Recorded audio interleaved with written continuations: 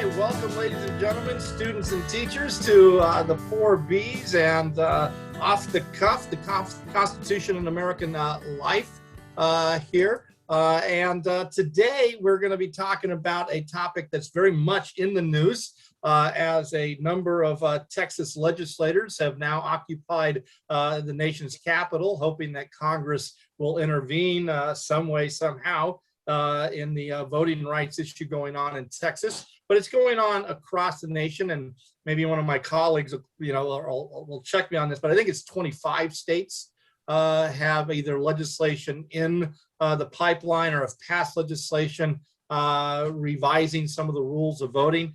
And so we want to pretty much kind of delve deeply into that discussion, which really comes down to, I think, this fundamental question of competing interests. And that is, the interest of the state to run fair elections.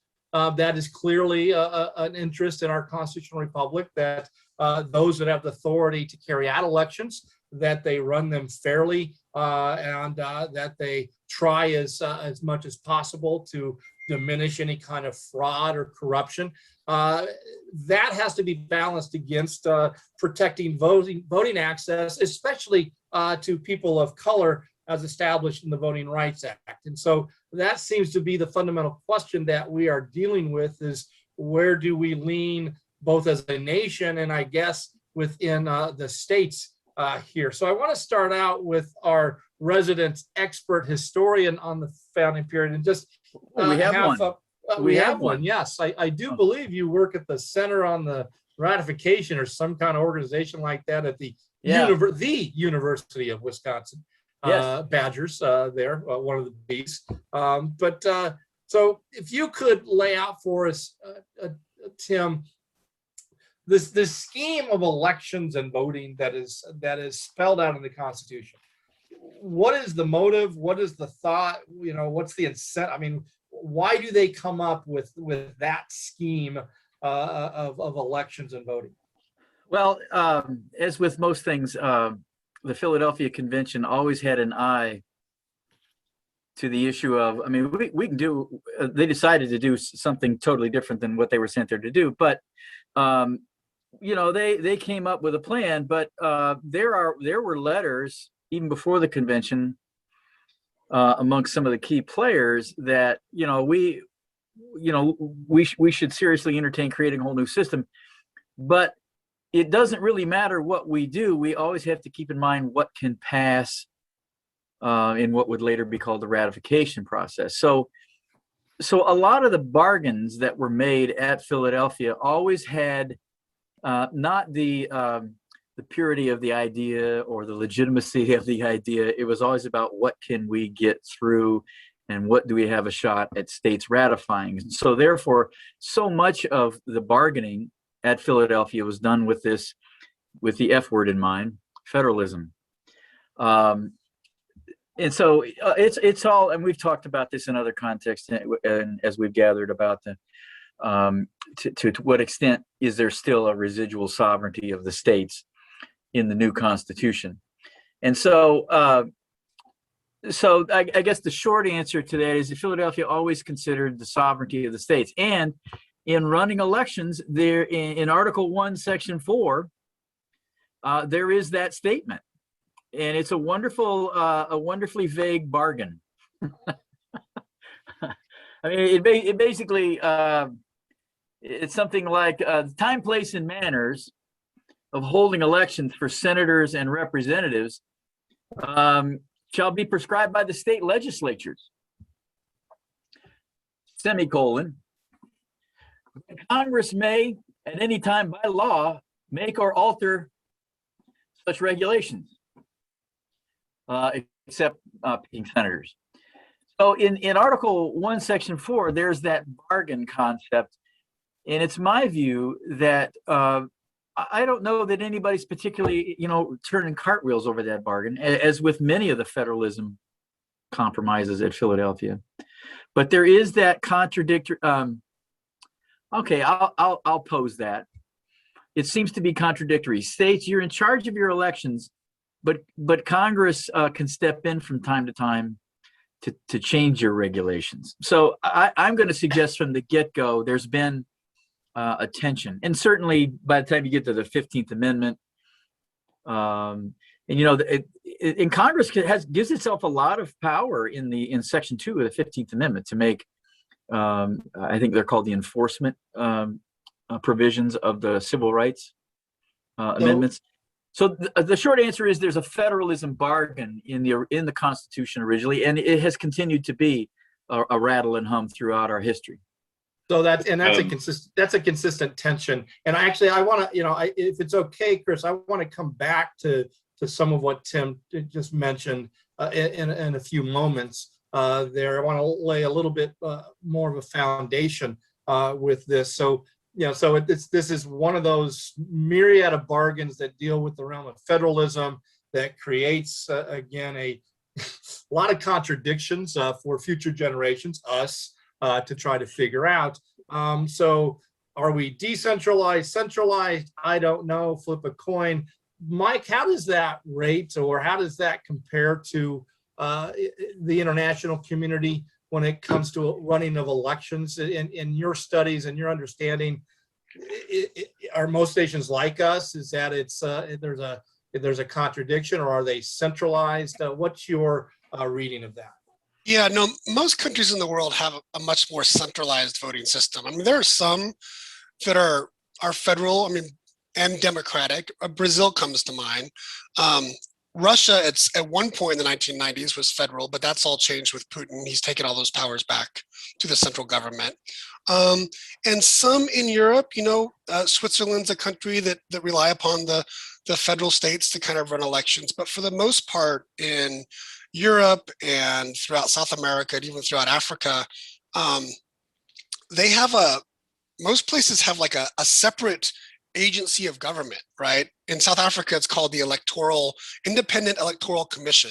That's made up of experts and representatives from each of the parties, and they monitor the elections and they set the election rules, and the elections are centralized from start to end. The history, we always come back to this history, Dave, and even I think you framed it exactly right in terms of, in our political context, it's framed as what's the state's interest versus how do we make sure that certain people, can exercise their right.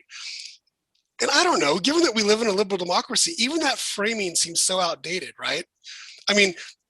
Is there, why are we talking about state's interest? Shouldn't the first rule of the voting system be to make it as easy, as fair, and as fraud-free as possible? The fact that we even have to have this balance of a state's interest harkens back to what Tim was just telling us with the history. And it's just something we have to deal with. It's part of our culture, it's part of our institutions, it's part of our values, it's part of the Constitution. And there's no way around it unless we change that. Well, I don't know, is it a 19th or 20th century notion of fraud and corruption? And therein lies the state interest, and it's about legitimacy. If elections are so fraudulent and so corrupt, then the government is not legitimate.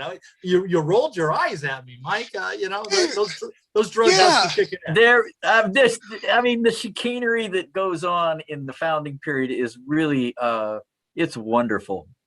Well, maybe that's the wrong word. There's monkey business in local elections. Stealing of ballot boxes, shutting down,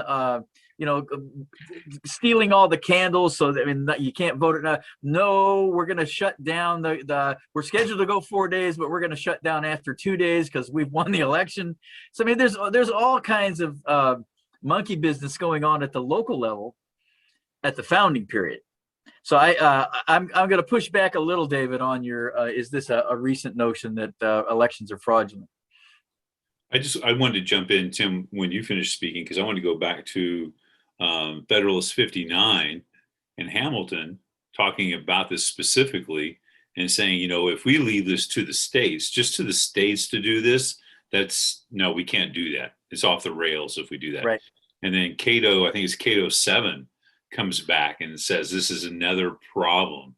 This is another issue that, here it is. Here's the central power coming in and taking a power that we've enjoyed up to this point, and now they're going to usurp this. One more reason to be opposed to this Constitution, because now this Congress could control our elections. So, even going back to that founding period in that very section that you mentioned, Tim, Article 1, Section 4, there's debate over that.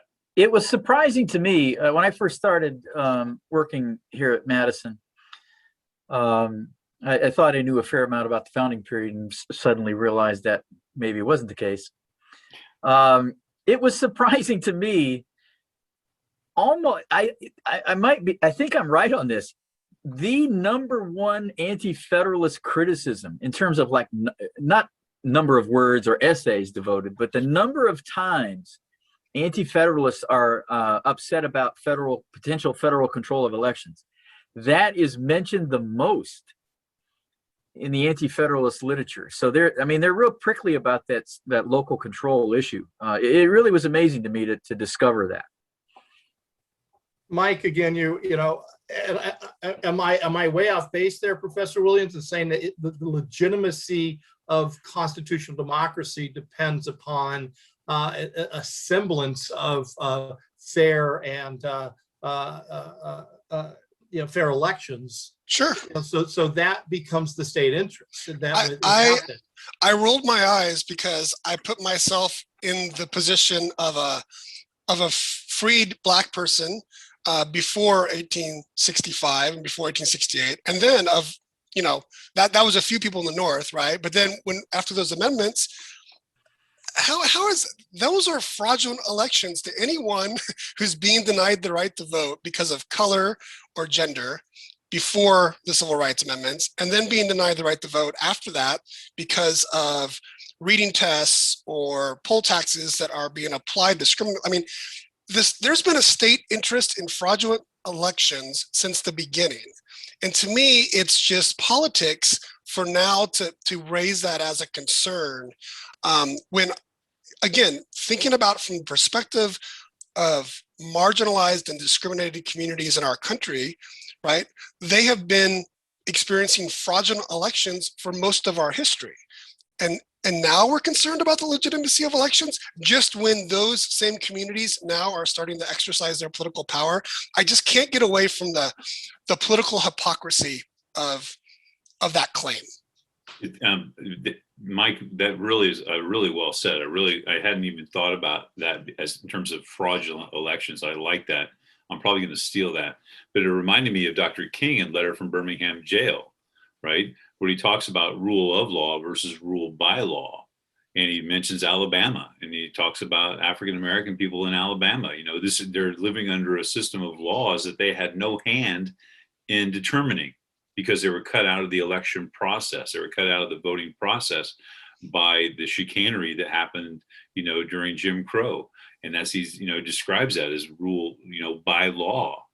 And I think that, that's a great point for people watching us to think about that. It's not rule of law, where, back to John Adams and no man is above the law. But I'm going to steal that for sure. The idea of those are fraudulent elections.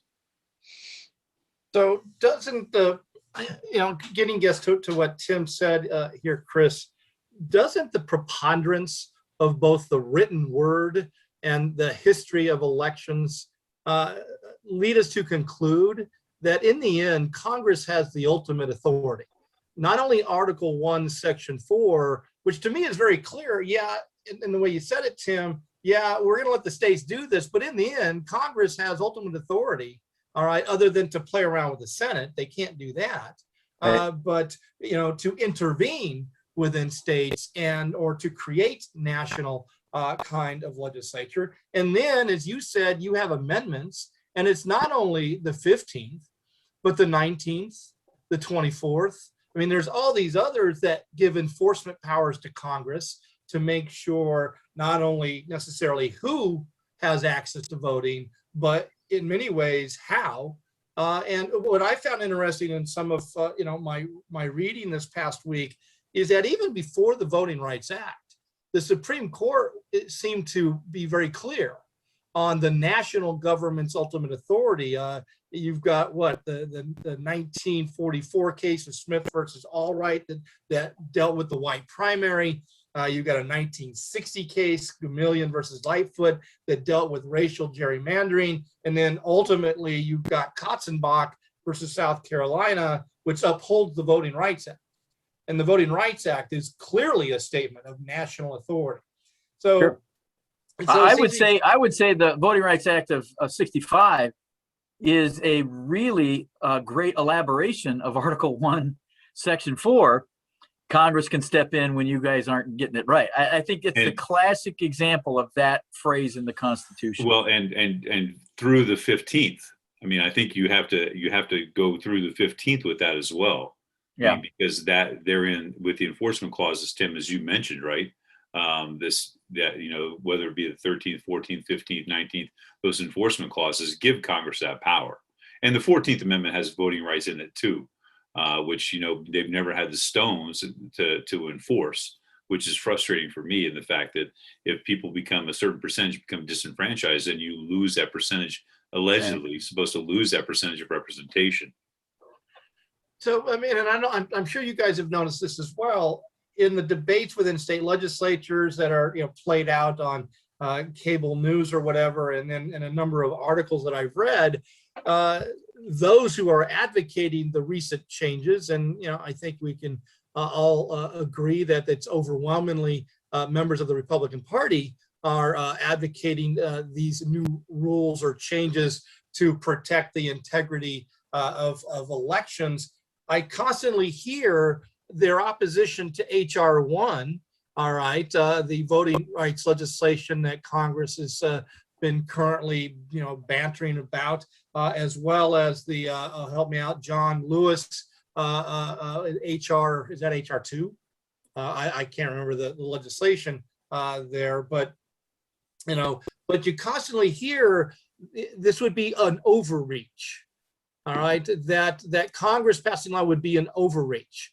And I hear that from a lot of, those in this community, that would be an overreach. In fact, my own congressman, who is a minority leader of the House of Representatives, has said that numerous times publicly that H.R. 1 would be overreach. So is this just, is this, again, mythology building this mistaken understanding, or is there literally a real good debate here between authority and jurisdiction? I don't know who wants to take that first. No, that's a stupid argument. Yeah, I'm with Tim. That easy answer is no, because it's clear in the language of the text. Yeah. If you want to interpret the Constitution, the first thing you do is you look at the language of the text. And as Tim has already said, in the Article 1, Section 4, it tells you Congress has the power to do this. It also tells you in the 13th Amendment, it tells you in the 14th Amendment, the 15th Amendment, the 19th Amendment, and the 24th Amendment, that Congress has the power to enforce this through appropriate legislation. I think if he added one word, this is political overreach, then I actually would think it's a true statement. But is it a constitutional overreach? To Chris's point, it's clearly not. But I think in the times, I mean, the Reagan Revolution has been very successful in rolling our expectations more towards the states. I mean, that truly is a 40-year process that's been quite effective, starting with the Reagan, well, maybe Goldwater, if we want to get to a ground zero moment. But I think if McCarthy added political overreach, I think he's right, because it's politically dangerous to do this. Sorry, Tim, didn't mean to step on you there, but the fact that you use ground zero with Goldwater, I thought that was the daisy. Yeah, the daisy. Yeah. Right. Yeah. I'll shut up. Mike hasn't said anything, and he's probably the smartest in this group. So, well, the For the People Act is pretty much dead on arrival. The John Lewis Act probably had a better chance, but then you have Manchin, who will not kill the filibuster for this, and offered up his own compromise, and that got shot down in Congress. So, I mean, Congress has the authority to do this. And I want to go back, David, something you were talking about too, because you're mentioning these Supreme Court cases, and in the Congress's constant re-upping of the Voting Rights Act, which they had done, pretty religiously when needed to be re-upped. I mean, there was like no opposition. No one wanted to be against this. And until you get to Shelby County, which and I don't want to make anybody that might be watching this mad. This is my frustration with Justice Scalia and why I think he's a hack, or was a hack, and the fact that he deferred to Congress and he was very deferential until you get to something that he was opposed to, and then he wasn't deferential. Because if you look at the re-uppment of the Voting Rights Act just a few years before Shelby County, Congress said, yes, we're good, we're going to continue this. And it wasn't until Shelby County that you start to see the VRA starting being chipped away. And now you see Section 2 under I'm not going to say this right, Brnovich. It's Brnovich.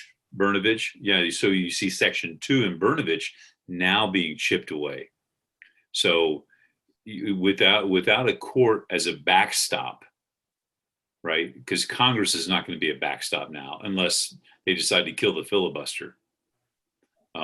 You don't have a backstop to protect the Voting Rights Act as it was ratified in '65. Mike? Yeah, I guess, okay, for the political elites, they're gonna say whatever they can to win the political argument. But to me, the issue of overreach, we have to ask, okay, so why do these arguments work for certain parts of the population and not work for others? And that, to me, I mean, the more we have had these conversations and the more the three of you have forced me to articulate what I think about the United States as our values and as our political culture, it's and this is so obvious, but it's been divided since the beginning on some fundamental questions. And Tim outlined it by bringing up Hamilton, right? What is the role of the central government? And intertwined in that are issues of classism and racism and sexism. It's that debate feeds those other arguments, but those debates resonate in our political culture. So for some Joe average America, right, who hears someone say, this is congressional overreach again, here comes the national government again, it resonates with a way of seeing the United States history and to see our values and to see who we are. And I think that's real. I mean, that doesn't have to be made up. Like, we have a real division, and there's been a few points in our history, I would say the Civil War period, the voting acts, like the Civil Rights period, and now where some Americans are saying, well, look, we have these problems that require solutions that we can't allow the states to make, right? Whether it's policing or whether it's poverty or whether it's voting, healthcare. And in these moments is where I think we see these different political cultures really kind of become more salient for people. And then political elites on both sides of the aisle will take advantage of that for political purposes.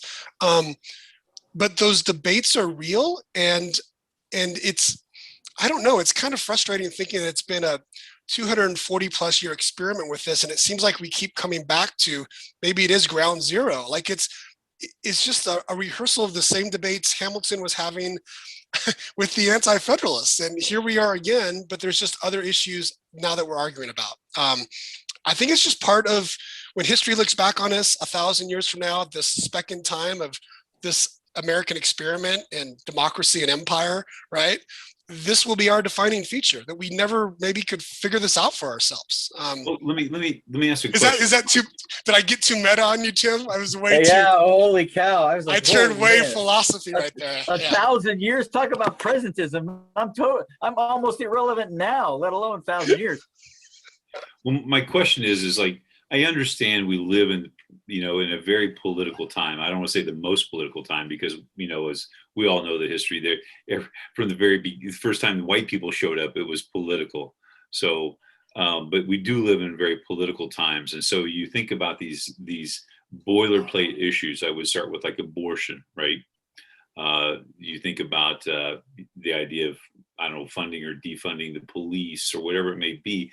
But you would think that voting, I don't understand how voting has become a partisan issue. I think I understand, right? I don't want to just jump out there and say, but think about this, the idea of getting people to the polls has now become a partisan issue, which is crazy. And I keep hearing this. Well, but Chris, you know as well as I do that in the founding period, not everybody could vote for governor. Not everybody could vote for their upper houses. I mean, there was a graduated property requirement in many states, like minimal property to vote for the lower house, a little bit more property for the upper house, a little bit more property to vote for the governor. So there's always been I would recommend for our consideration from the beginning, there's always been a nervousness about the unwashed masses weighing in on elections. And that graduated requirement is, I think, indicative of that. So I wanted to push a little bit on that. Right. But we're not talking about the unwashed masses now. We're not talking about that. We're talking about everybody that's 18 and over that registers. And if voter ID, that ship has sailed with Crawford v. Marion County Board of Election. And so that was right out of Indianapolis. So we know that voter ID is going to stand, but the idea. Go ahead, Chris. Well, no, but now, if you think about not only reducing the polling places, not only reducing the number of drop boxes, not only reducing the number of voting machines, and certainly how this will affect persons of color, it will affect the indigent, will affect the poor. But you also start to see now, especially in places like Georgia and Arizona, the state legislatures are passing laws to take away the ability of secretaries of state or election officials to certify elections. The reducing of the access to the ballot box is troubling enough, but now when these to me are the really telling laws that are being passed at the state level. The idea that, well, yeah, you were a secretary of state and you're supposed to certify, but we don't think that you can do this. And so we, the state legislature, is going to take this power away. That is scary. That is scary because now, it reminds me of that old Joseph Stalin quote, right? It doesn't matter who votes. What matters is who counts the votes. Well, and I guess I want to jump on Tim's bandwagon here and give some pushback. I don't think these political times are any different than any other political times in the general sense of the word. Issues of voting have always had a partisan element to it or some kind of factional element to it. Tim articulated in the earlier years, it was about property. It was about the unwashed masses. But how well did the country accept the 19th Amendment, right? Again, and how well did the country accept the 15th Amendment? Well, David, I'm not disagreeing, but let's think about this. But there were partisan battles. Yeah. And there always have been. We've always lived. There's always been political times, and I'm not saying today is greater or less than in the history. But think about this: those amendments have been, pretty readily accepted by now. Whether it be the 19th Amendment, the 24th Amendment, the 15th Amendment, those amendments have been accepted, and Congress has had the power to enforce those through appropriate legislation. But here we are in 2021. It seems like we're moving backward. It just seems like we're moving backward in terms of access to the ballot box and controlling elections. So I'm not disagreeing with what you guys are saying. I agree with you for sure, but it just seems like we fought those battles so we wouldn't have to fight those again. Well, I found it. Go ahead, Tim. Well, in Wisconsin, I'm a little more optimistic, Chris. In Wisconsin, there was significant effort to restrict access to the ballot box, and some of it successful. And the masses showed up anyway because they were angry. Now, I'd like to think that the populism in terms of access to the ballot box, that is there enough anger around the country to say heck no to these efforts by legislatures to do this stuff? I don't know the answer to that, but all I can say anecdotally is that in Wisconsin there was pushback to this crap, and the masses showed up in spite of. I agree. We had the same thing in North Dakota. Yeah. On the American reservations, when they changed the law at the state level, Yeah. saying you can no longer have a PO box, you had to have a street address. Yeah. Well, if you live on the reservation, many chances, a good chance you do not have a street address, you have a post office box. And so they passed this law. It's like, well, what do you, so now these folks are disenfranchised because why? Well, for protect the integrity of the ballot. Again, that's a step backward. But Tim, along with what you say, you had activists go out to reservations that were churning out information for folks so they could get those ballots in, and getting somehow they took machines out. I forget what, maybe driver's licenses machines for folks. I'm going to misspeak on that, but they ran so many that they melted the machines.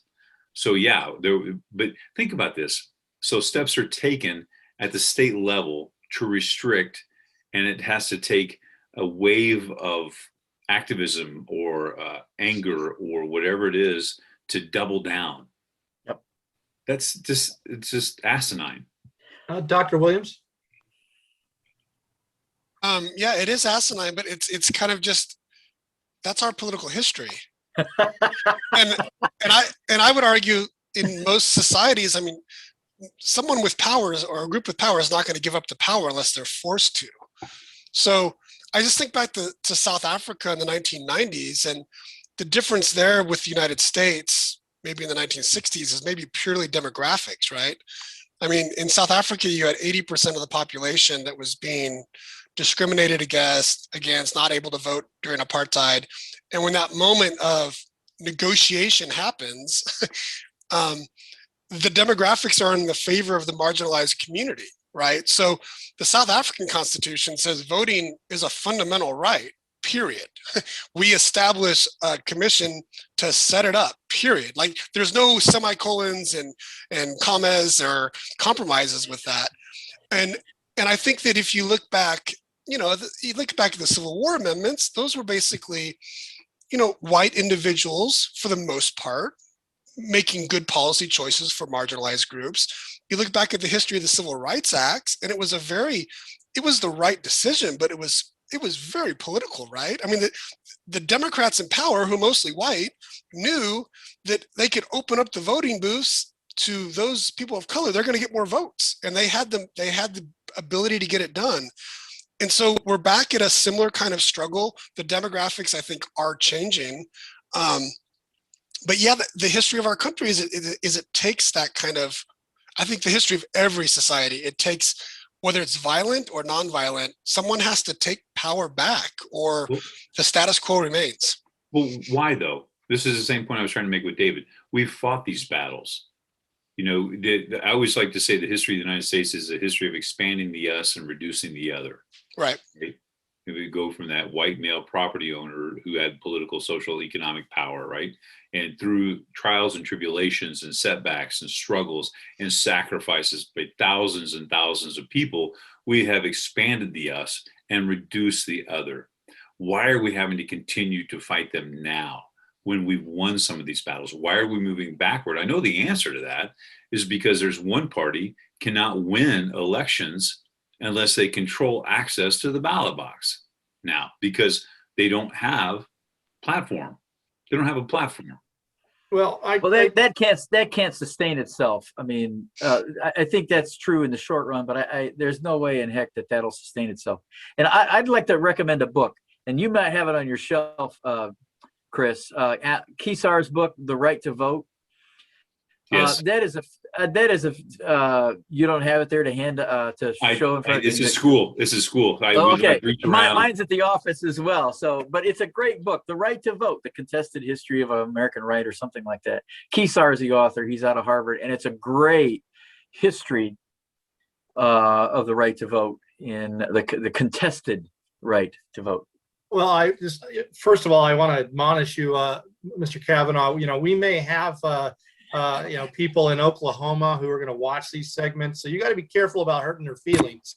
That is a violation of Oklahoma law these days. So let me ask you this: how easy should voting be? And I know that sounds, maybe oversimplified, but I tend to be one that believe that those things that have value are difficult and hard. and the easier you make voting. All right. In fact, you're going to get lower voter turnout or lower involvement in the system if you make it so easy. And in the words of Justice Alito, is a mere inconvenience, Chris, a violation of the Voting Rights Act. And you and Tim kind of made the argument. You know, Tim talked about it in Wisconsin and the attempts to infringe, and you talked about it on the reservations. And you said the response to the legislature's trying to, in your view, to make it more difficult to have access and vote, the response was more people got out and voted. Why should as a certain response? segments? So doesn't that David, undermine your argument that these are just mere No. inconveniences? They're No. not core violations. No. No. Why should certain segments have to work harder than other segments of society? They shouldn't. People should not have to work harder than me just because they want to vote. Again, we have fought these battles. That stuff's in the past, right? And I know we talk about the political nature of our nation, and it's always been a political nation. We're all part of that polis kind of thing, right? I get that, but why should people have to work harder? I think I don't agree with that. Because we're not all brought into this world in an equal situation, Chris. We're, equality, we don't have the same conditions.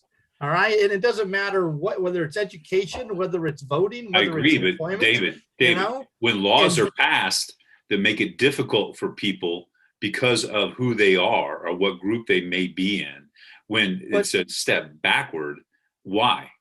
There's no reason. Again, the law that you talked about in North Dakota and the law that was passed in Arizona that theoretically did or would impact Native Americans on reservations, from your own testimony, it didn't. Yeah, it might be an inconvenience, but the political organizations were able to respond to that, and people were able to participate in the election process. Yeah, so it is, again, to me, go ahead, Mike. Okay. I mean, I don't have all my facts here, but my response to this is that ability of people in Georgia or North Dakota to get through the obstacles that were in the way this election cycle is one of the political reasons we're seeing more obstacles. Like, what's different now than with the time of literacy tests or poll taxes is the amount of data that legislatures have, the micro data, the data they use to campaign, the data they can use to draw census maps, right? They know exactly what they're doing in terms of which part of a county or which counties they want to put so many polling booths.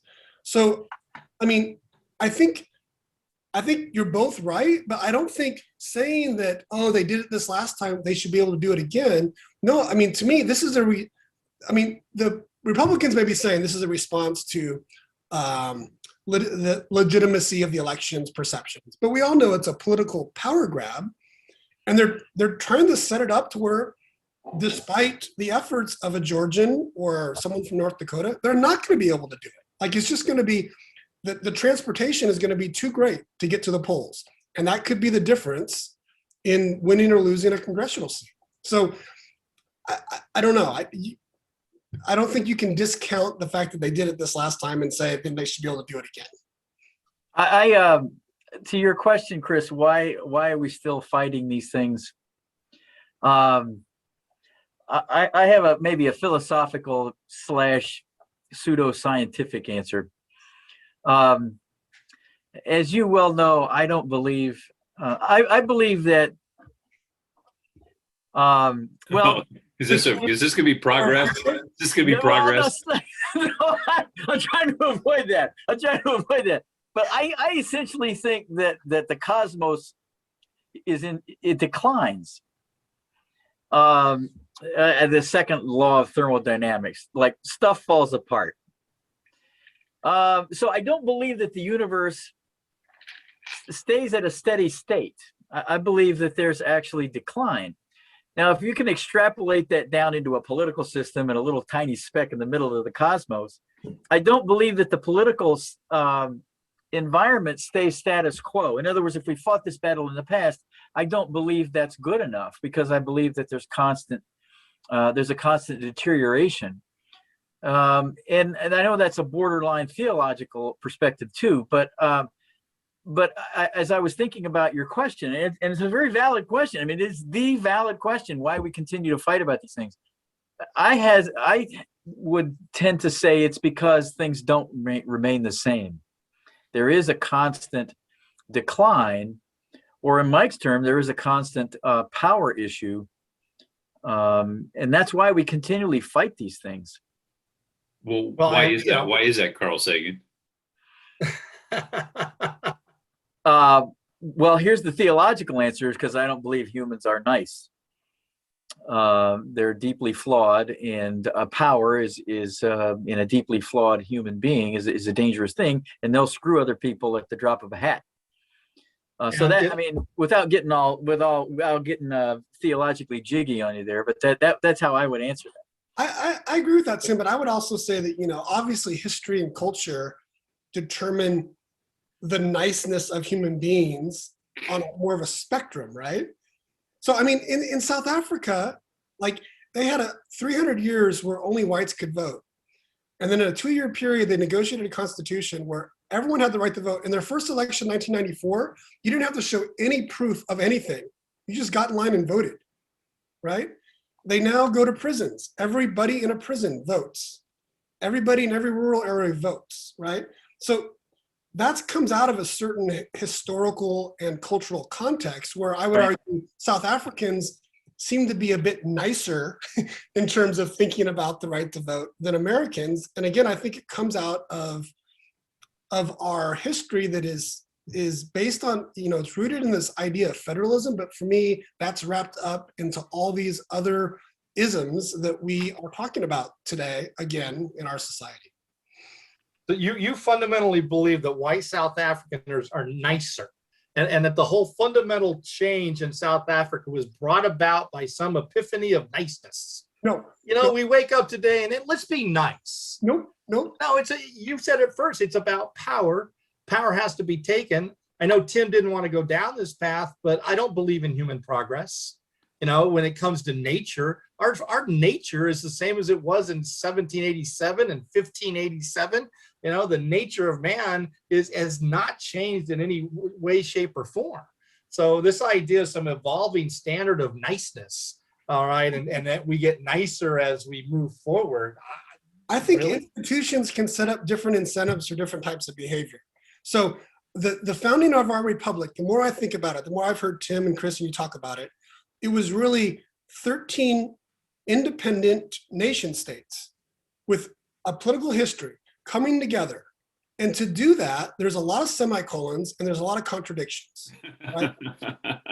South Africa did not, in 1994, they were not having a debate like that the provinces were, except for KwaZulu-Natal, were independent nations. They thought, okay, we have got to be unified. We're not compromising about some things because we're taking it as a foregone conclusion that we need to be one nation. We didn't start out that way. We started off as 13 colonies. We became then 13 federal states. And the battle from the get-go has been how to create a unified nation out of that.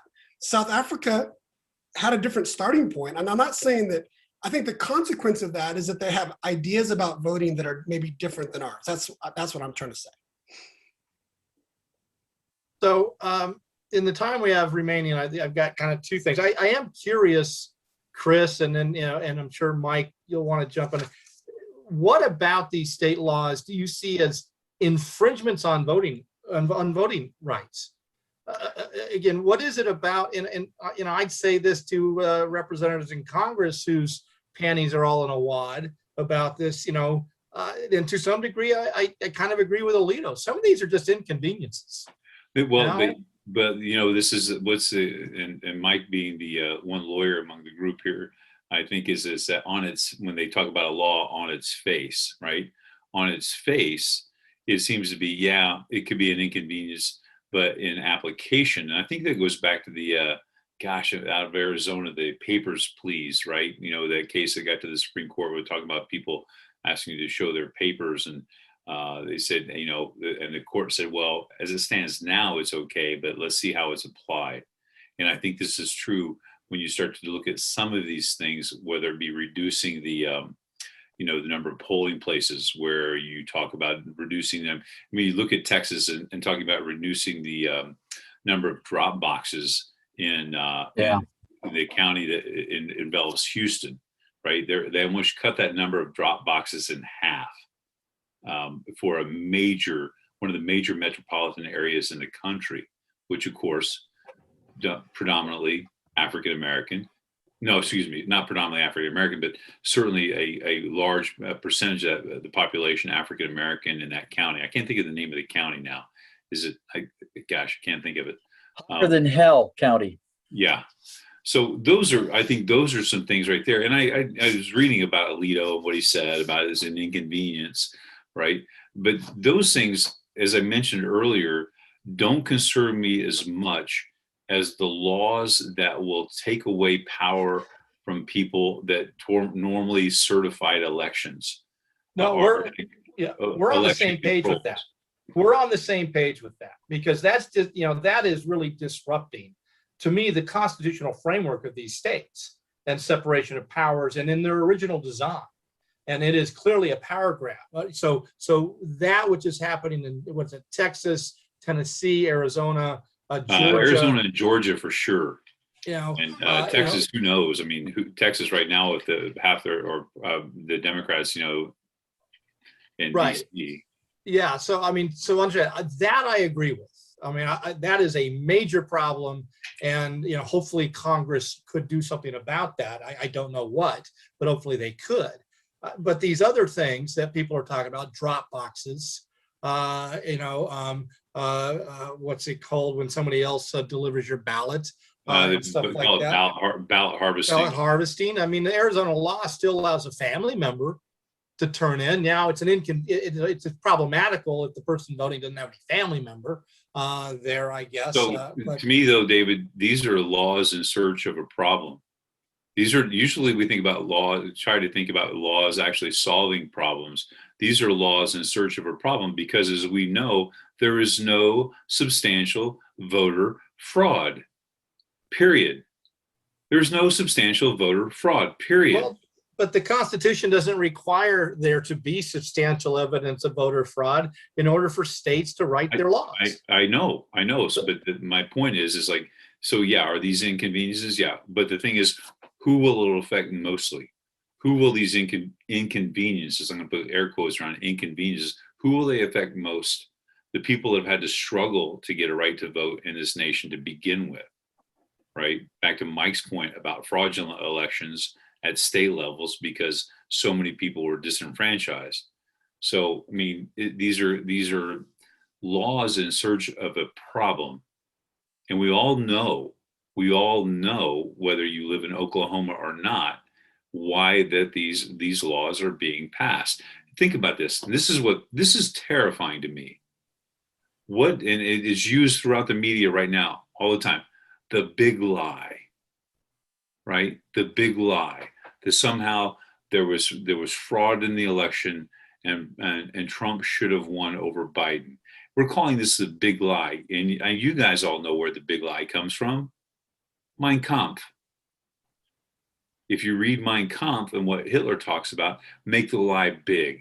Tell it over and over and over again. That's terrifying. We call it that. Well, let's play around with terrifying. I know this is something that Tim hates to do, but let's try a conjecture moment. It's 2022. All right, we're in the state of Georgia. You've got Warnock has to be up for election again since he was just filling in the remainder of the previous senator's term. And Warnock wins, all right, quotation marks. The local election boards verify that. And then the legislature comes in and overturns that. All right. And they give the senatorial election to the Republican nominee. So in your mind, what happens next? Or what should happen? What do you think's going to happen? Anyone want to jump on that? Well, what should happen is Congress should, yeah, I will. The guy who knows the least about this. What should happen is Congress would go, holy smokes, maybe Article 1, Section 4 after the semicolon should kick in at this point. I mean, at some point, the crap will get so bad, like this scenario. I mean, I think it'd be wonderful.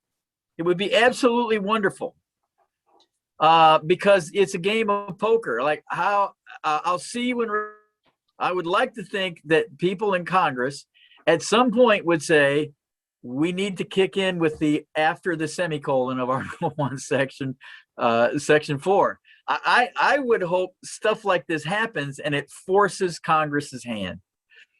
Just to check for clarification, Tim, does the Constitution, it would allow the Senate to deny the seat, right? They don't have to sit that person. Correct. Well, both houses have that Is that a rules. simple majority vote? I don't know about that. Anyone know? I'm not sure. There's a question for our viewers to look up. Is it a simple majority vote? I mean, that was my speculation. It all depends on who has majority of the Senate. Right. You know, if Dems have majority of the Senate, they just say no, we're not going to sit you. Right. Now, kind of thing. Mike, thoughts? Can I talk about something other than the conjecture? Because I wanted to. Of course you can. Okay. So this idea of the mere inconvenience argument, I was thinking through that and I thought, well, the right to vote, it shouldn't be, the standard's not, is it a mere inconvenience to the voter? It should be, is there a compelling state interest as to the inconvenience? And then I thought, but wait a minute, we haven't even raised this, right? The only time the right to vote is mentioned in the Constitution, specifically as a right, is 15th Amendment. And as we all know, that doesn't give us a right to vote. It gives us the right to vote. It can't be denied based on race, color, or previous condition of servitude. So this is where if a state legislature says, we want to make it inconvenient for you to vote because we are Republicans and we don't want Democrats to vote, that's a completely constitutional legitimate move to make. And that's not, Mike, that's not a compelling state interest. That's a compelling political party. I'm just saying there doesn't need to be a compelling state interest because it hasn't risen a fundamental right to vote. Yeah. Which gets to me about, you know, we want to call ourselves a liberal democracy and we want to be the shining example. And we get into the weeds of this and someone who wants to carry a firearm can argue that it's an inconvenience for a background check, and that may have to show a compelling state interest. And yet for a state legislature to reduce the number of drop-off boxes by half for a county that is mostly Black or Hispanic, and that doesn't have to meet a higher constitutional standard as long as it doesn't, you know, run into the voting rights. I don't know. It just brings me back to just thinking through, we're dealing with the foundations of our system, and those foundations are there based on this big compromise we made at the beginning, and everything else, all the beams and the roof and the windows, you know, they're all connected to that foundation. And I guess I'm making myself pretty pessimistic now. I guess I'm going to join Kavanaugh or something. I don't know. Sorry, David. Plenty of room. There's plenty of room in North Dakota for you. Which is we're the only state in the union that you don't have to register to vote, but you have to have an ID. You don't have to register, but you have to have an ID. And I don't see a problem with an ID, as long as that idea is equal for everybody, whether it's a state issued ID or they don't choose an NRA ID over a student ID. Well, that's already happening. I understand that, and I agree. I have a problem with that, with state laws that differentiate between forms of ID. The obvious answer is to initiate a state ID beyond a driver's license, since we do have plenty of people that don't have driver's licenses there. But Mike, I think you nailed it. In all of this, I've finally, been able to wrap my hands around that this discussion about the right to vote is a misnomer in itself. Voting is not a right. All right. And the fact that we treat it as, I think, some justice in some decision, and Chris probably knows, articulates, the right to vote as being fundamental. But throughout history, we found that is not quite true in any way, shape, or form there. We would love to go on. I was hoping we'd have time to get a little bit more into Shelby and the constitutional statutory arguments, as well as into Brnovich, the Arizona decision, because I don't know if you saw Kagan's dissent on that, Chris, but she almost sounded a little bit there like Scalia in her dissent. So we're going to bring this segment to an end because Professor Moore has a date tonight. Hopefully he won't hurt his back, because that seems to be a trend in this group. And we'll be seeing you sometime soon with a new topic of discussion. And we look forward to helping you think about America and its constitutional way of life. Until then, we'll keep the faith. Don't lose your optimism, Dr. Williams. Peace, love, yogurt, tacos. Bye, bye, bye, bots.